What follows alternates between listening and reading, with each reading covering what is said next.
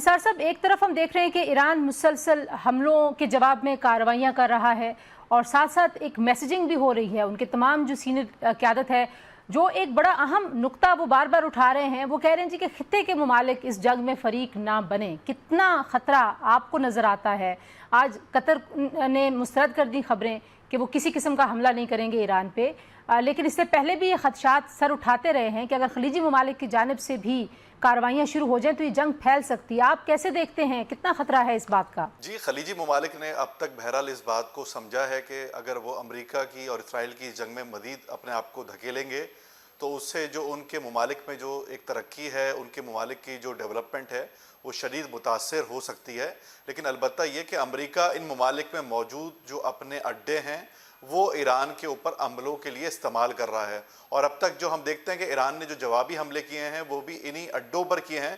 انہوں نے ان خلیجی ممالک کے کسی بھی سیویلین انفراسٹرکچر یا ان کے پبلک پلیس کو نشانہ بنانے سے اجتناب کیا ہے.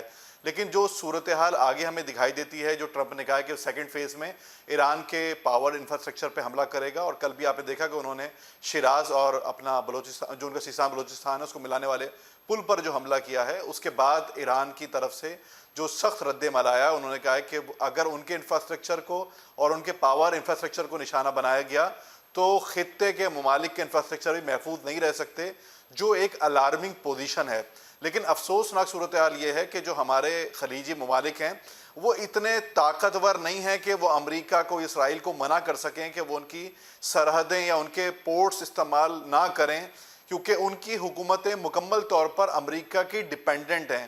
اگر وہ امریکہ کو یہ انکار کرتے ہیں تو شاید ان کی حکومتوں کا وجود باقی نہ رہ سکے. تو اس لیے اس وقت جو پاکستان نے پہلے سفارتکاری کری تھی اور چین اور دیگر ممالک کی مدد سے، سب سے بہترین مسئلہ کا حل جو ہے وہ آرم ڈپلومیسی کی بجائے جو ہے وہ پیسفل سیویلین ڈپلومیسی ہے، تاکہ اس مسئلے کا، اس کرائسس کا کوئی حل نکالا جا سکے. آپ ان حملوں کو کس طرح سے دیکھتے ہیں؟ ظاہر ہے سفارتکاری بڑے کنکلوزیو فیز میں داخل ہو گئی تھی، ایک مفاہمت پر دستخط بھی ہو گئے، تو کیا مذاکرات کو آگے بڑھانے میں کچھ جو ایلیمنٹس ہیں وہ سمجھتے ہیں کہ ایران کی طرف سے بھی کچھ ایشوز پر لچک کا مظاہرہ نہیں کیا گیا اور امریکہ نے کافی لچک دکھائی؟ کیا آپ اس تاثر کو درست مانتے ہیں؟ یہ دباؤ کے لیے حملے کیے جا رہے ہیں، واپس سفارتکاری کے اہداف کو حاصل کرنے کی کوشش ہے صدر ٹرمپ کی طرف سے؟ جی، لگتا یہی ہے کہ دونوں فریقین یہ چاہتے ہیں کہ اپنی جو ڈیلز ہیں اس کے مطابق بیٹھیں، دوسرا فریق ان سے کچھ حاصل زیادہ نہ کر سکے. آپ کے سامنے ہے کہ جب یہ ایم او یو سائن ہوا تھا تو امریکہ میں اسرائیلی لابی نے یہ شور مچایا کہ ٹرمپ نے سب کچھ ہار دیا ہے، اور یہ ڈپلومیسی کی جو فتح تھی وہ امریکہ میں جوئش لابی نے اس کو خراب کیا. کل بھی آپ جے ڈی وینس کے بیانات دیکھ سکتی ہیں، جو امریکہ کے وائس پریزیڈنٹ ہیں اور جنہیں کہہ سکتے ہیں کہ وہ امریکن فرسٹ کی بات کرتے ہیں، کہ امریکہ فرسٹ ہو، وہ اسرائیلی بلاک یا اسرائیل کی دفاع کی بات نہیں کرتے. انہوں نے باضابطہ طور پہ کہا کہ اسرائیل امریکہ میں اپنی پاپولیرٹی کھو رہا ہے اور امریکہ دوسرے ملکوں کے لیے اپنی فوج کو، اپنے آپ کو جنگ میں دھکیل نہیں سکتا. دوسری بات یہ کہ آپ کے سامنے کہ سینٹ نے امریکہ کے دفاعی بجٹ میں اضافے کی جو قرارداد تھی اس کو جو ہے پوز کر دیا ہے، روک دیا ہے ایک طریقے سے. تو امریکہ میں بھی اس وقت انسرٹینٹی ہے، ہاؤس ان آرڈر نہیں ہے. دوسری جانب جو میمورنڈم آف انڈرسٹینڈنگ تھا، اس کے مطابق انہوں نے ایران کے جو ایسٹ فروزن کیے تھے ان کو انفریز کرنا تھا، ان کے پیسے ان کو دینے تھے. اور اہم بات یہ کہ آبنائے حرمز پہ ایران کے ساتھ ڈیل کر کے چیزیں نکلنی تھی، جس کو امریکہ نے بہرحال بریک کرنے کی کوشش کری ہے، کیونکہ امریکہ نہیں چاہے گا کسی بھی صورت کے آبنائے حرمز یا اسٹریٹ آف ہارمز پہ ایران کی ہیجمنی ہو اور وہ ایران کے کنٹرول میں جائے. دوسری جانب ایران نہیں چاہے گا کہ وہ جو اسٹریٹ آف ہارمز کا کنٹرول اس نے حاصل کیا ہے وہ کسی بھی صورت امریکہ کو دوبارہ حوالے کیا جائے. اگر خلیج میں یہ رسہ کشی چلے گی تو اس کے بہرحال ہولناک نتائج ہمیں آگے بڑھتے ہوئے دکھائی دیں گے.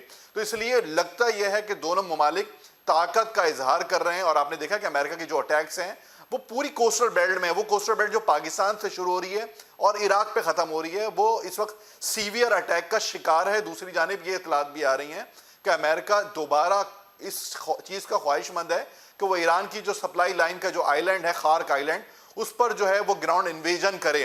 تو اس لیے سچویشن میں بہرحال ٹینس بھی ہے اور پاور گیم بھی ہے.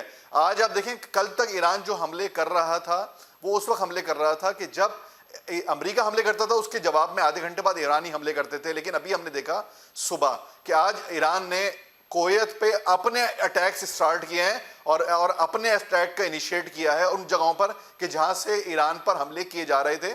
تو اس لیے تھوڑی سی ہم نے اسٹریٹجک چینج نظر آتی ہے. ایران دوبارہ ایگریسو آنے کی پوزیشن میں آیا ہے اور وہاں پر پریشر ہے.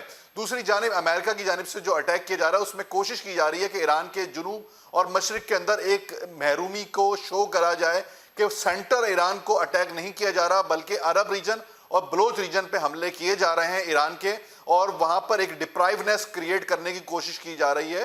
تو امریکہ کی بھی ایک اسٹریٹجیکل بیس پہ اٹیک کر رہا ہے امریکہ کہ ایران کے اندر جو ہے وہ انسرٹینٹی انٹرنل کریٹ کرنے کی کوشش کرے. وہیں ایران جو ہے وہ آج اس نے جو ایگریسو اٹیک کیے ہیں وہ سچویشن کو الارمنگ مزید کرتے جا رہے ہیں. تو اس لیے کیونکہ ہاں جب جنگ شروع ہوئی تھی تب بھی ظاہر کیلکولیشن تھی امریکہ کی اور خواہش بھی تھی اسرائیل کی اور ان کی کہ ایک رجیم چینج ہوگا, وہ ساری بازی پلٹ گئی. اب اگر ہم آیت اللہ خامنہئی صاحب کی جو آخری رسومات ہیں وہاں پر جو غم و غصہ تھا ایرانی عوام میں, تو انٹرنل صورتحال ایران کی آپ اس وقت کیسے دیکھتے ہیں؟ ظاہر ہے وہاں پر ایک ہارڈ لائنر اپنی جگہ پر موجود ہیں جو سمجھتے ہیں کہ بات چیت جو ہے وہ شاید حل نہیں ہے اور امریکہ ہمیشہ میں دھوکہ دے گا. تو آپ کو لگتا ہے کہ ظاہر ہے جو وہ لوگ جو مذاکراتی عمل کو آگے بڑھا رہے تھے ایران کی جانب سے ان پر بھی بڑا دباؤ ہے اس وقت؟ جی دیکھیں, یہ تو آپ کے سامنے ہی ہے کہ وہاں پر جو اس وقت ان کے جنازے میں نعرے لگے ہیں وہ انتقام کے نعرے لگے ہیں.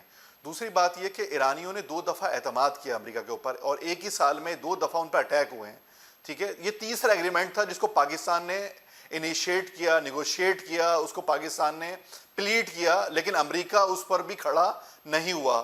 اور اس کے بعد سے دوبارہ ہمیں دکھائی دیتا ہے کہ وہاں پہ یہ جنگ کا آغاز دوبارہ ہو گیا ہے.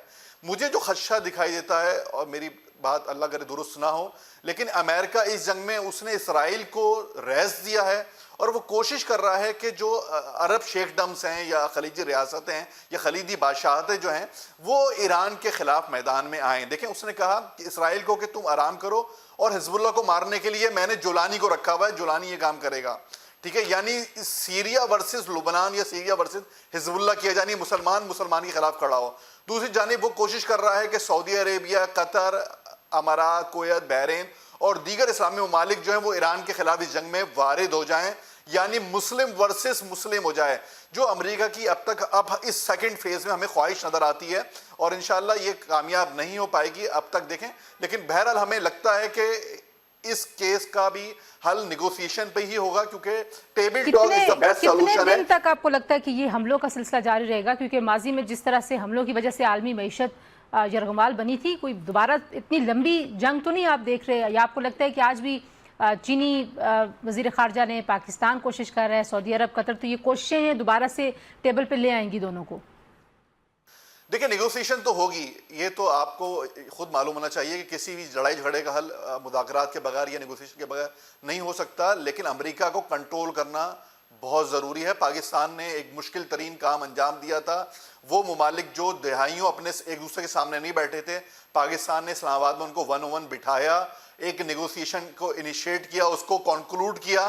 لیکن ٹرمپ کی جو وار مونگرنگ گروپ ہے, ہیکسیٹ کا, کوشر کا, وٹکاف کا, ایون مارک روبیو کا, وہ ان معاملات کو آگے بڑھنے نہیں دے رہے. امریکہ میں وینس کو موقع دینا چاہیے اور جو مذاکراتی عمل ہو اس میں جیرڈ کشر اور وٹکاف کو نہیں ہونا چاہیے, تبھی اس مذاکراتی عمل کو آپ آگے بڑھتا ہوا دیکھ سکیں گے. البتہ ہم مکمل پیس نہیں دیکھ سکتے جب تک مڈ ٹرم الیکشن نہیں ہو سکتا امریکہ کا. اور دوسری بات ہے کہ ہم آل آؤٹ وار بھی نہیں دیکھتے کہ آل آؤٹ وار ہو. وار اسی طرح سے ہلکی پھلکی چلتی رہے گی, مار دھاڑ, اور امریکہ اپنے اسٹریٹجیز پہ کام کرتا رہے گا, ایران اس کی کاؤنٹر اسٹریٹجی پہ کام کرتا رہے گا, اور دنیا کو اس دونوں کی اس جنگ کے نتیجے میں شدید مالی اور اقتصادی بحران کو فیس کرنا پڑے گا. لیکن انیشیٹ بہرحال اس جگہ بھی آپ کو انشاءاللہ دکھائی دے گا کہ پاکستان کی جو ٹروس کی جو کوششیں ہیں وہ انشاءاللہ جلد سامنے آئیں گی اور یہ کہیں نہ کہیں نیگوسیشن کا دوبارہ آغاز ہو جائے گا.